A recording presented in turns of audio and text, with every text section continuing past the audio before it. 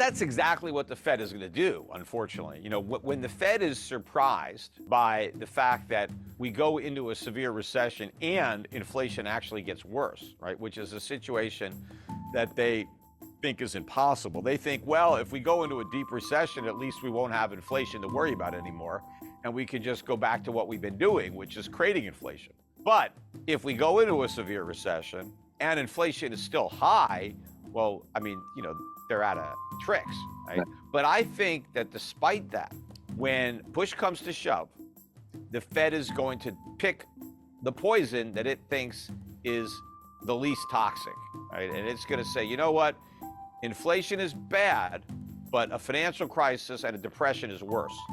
So we're just going to have more inflation. We're just not going to get back down to 2%, maybe 3 or 4%, whatever they're going to say. But hey, we're never going to get to 2 because the cost of getting there is too high. So we're just going to have to get used to living in a world with higher inflation because it's better than the alternative. Now, it's not better than the alternative. It's way worse. But the Fed and the government won't know that. And even if they do know that, all they really care about is the short run.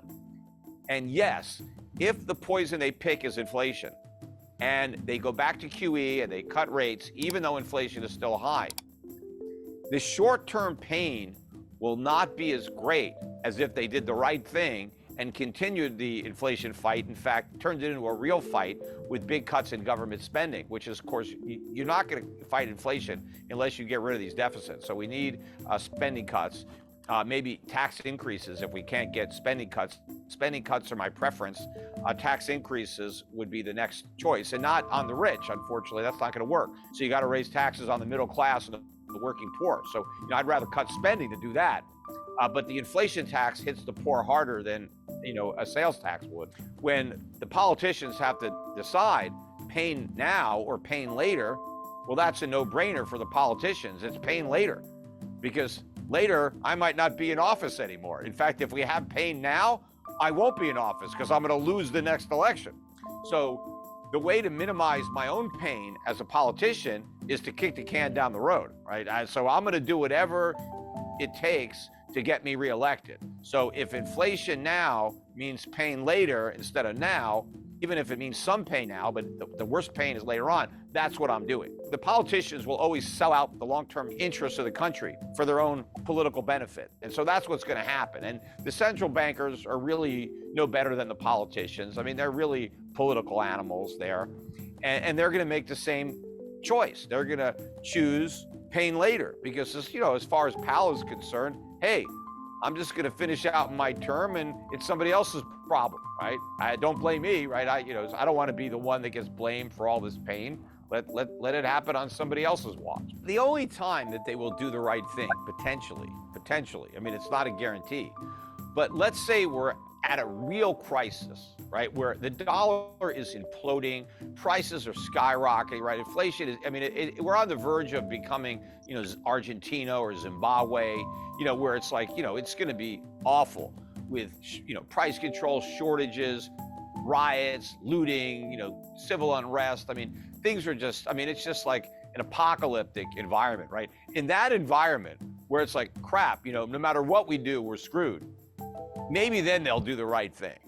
It's like but they're going to exhaust all the other possibilities. They would have done everything they could possibly do wrong. And then it's that, okay, no matter what we do, we're screwed.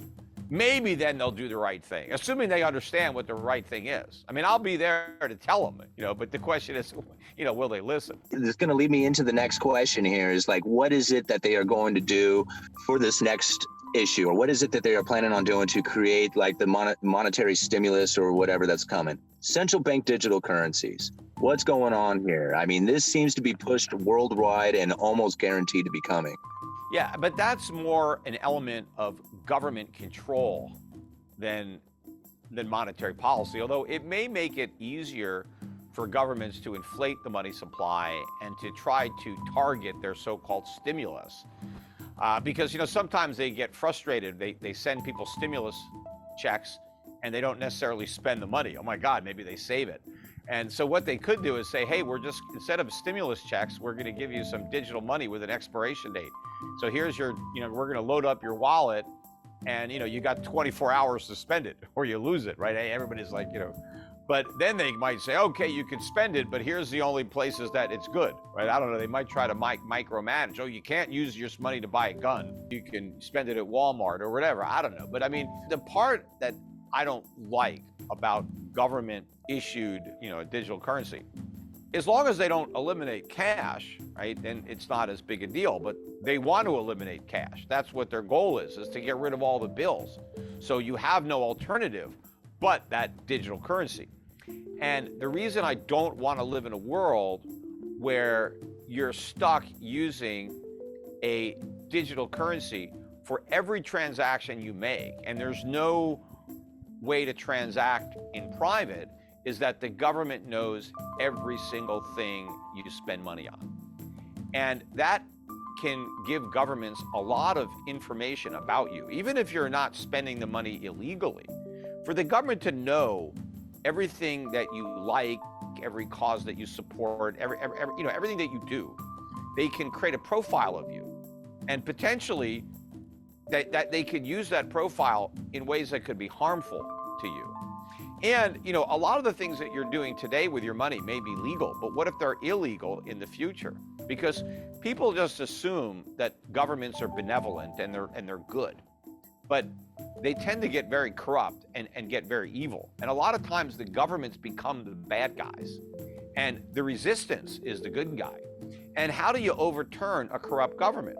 Well, it's a lot more difficult if that corrupt government knows every single thing you're doing and can see all the places that you're spending your money. And they can crack down on anybody that becomes part of a resistance. And once the government knows that it's harder for the people to resist tyranny, well, they're more likely to become tyrannical. So it becomes a self-perpetuating prophecy. Lord Acton said, power corrupts, absolute power corrupts absolutely. And so the more power you give government, the more corrupt government becomes. So you always want to be vigilant when it comes to government. You don't want to give up your liberties just because, you'll get some extra safety. And because what the politicians are going to say is, oh, if we just eliminate cash, we'll make it harder for the drug dealers and the terrorists and the money launderers. And maybe that's true. But you know what we're going to lose a lot of our individual rights and freedom. And it's just not worth the trade-off. And from my perspective, being in the financial service industry, I already see through this charade. All of the anti-money laundering that we have now, the laws on the books, all that stuff, yes, they say it's here because of terrorists and drug dealers and criminals, but that's just for the public to get them to approve the laws. The one goal that all these governments have in mind, the criminals that they really want to catch, are the people not paying their taxes. That's really what they're going after, right? They want the tax money.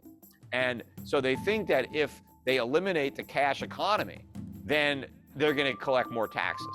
Because there's still a lot of people today that do some work under the table, get paid in cash. That's who the government is going after, not the drug dealers, right? It's the guy that's driving his Uber and he's getting some money in cash, or he's doing some odd jobs. And that's why they now want all these payment companies to report all these small transactions, like $600 or more.